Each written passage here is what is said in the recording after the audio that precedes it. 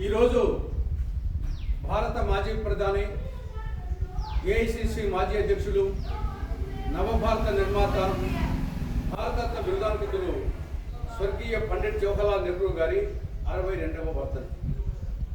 ఈ భూమి మీద కొన్ని వేల కోట్ల మంది పుడుతుంటారు, గిడుతుంటారు. కానీ వాళ్ళల్లో అతి కొద్ది మంది మాత్రమే ఈ భూమి మీద తమ శాశ్వత ముద్రంటూ వేయగలుగుతారు. వారే చరితార్థులు, వారే చరిత్రకారులు, వారే కారణజన్ములు, వారే యుగ పురుషులు. అటువంటి అతి కొద్ది మంది కోపకు చెందిన కారణజన్ముడు, యుగ పురుషుడు, చరితార్థుడు, చరిత్రకారుడు స్వర్గీయ పండిట్ జవహర్లాల్ నెహ్రూ గారు.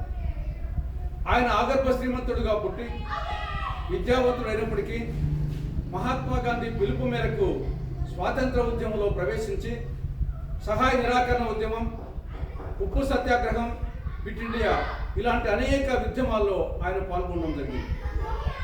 ఆయన 9 సార్లు జైలుకి వెళ్ళాడు. 9 సంవత్సరాల పాటు దుర్భర జైలు జీవితాన్ని భరించాడు. జైలులో ఉండగానే నాయన చనిపోయినాడు, అమ్మ చనిపోయింది, భార్య చనిపోయింది.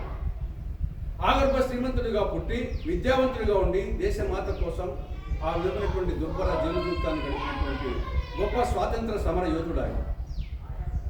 భారత జాతీయ కాంగ్రెస్ జాతీయ అధ్యక్షుడిగా 6 సంవత్సరాలు పనిచేసి కాంగ్రెస్ పార్టీకి ఎనలేని సేవ చేశారు.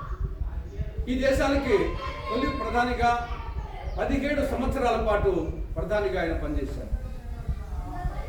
ఆయన పాలనా కాలంలోనే భారతదేశంలో ఈ యొక్క బహుళార్థ సాధక ప్రాజెక్టులన్నీ ఆయన హయాంలోనే వచ్చినాయి.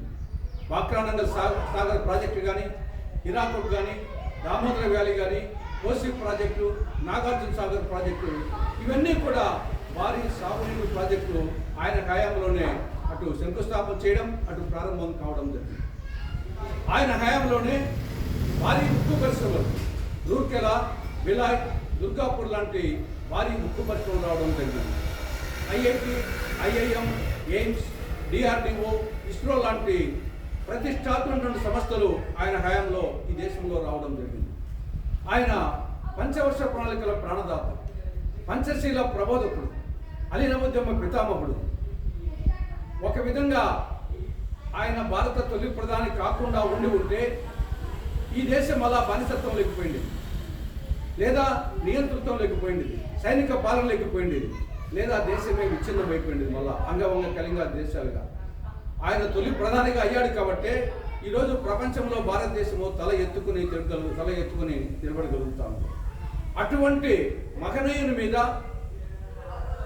ఆరోపణలు చేయాలని, ఆయన ప్రతిష్టను దిగజార్చాలని నరేంద్ర మోడీ, బీజేపీ నాయకులు ప్రతిరోజు వాళ్ళు వచ్చేసి ప్రవర్తిస్తుండడం చాలా దురదృష్టకరం.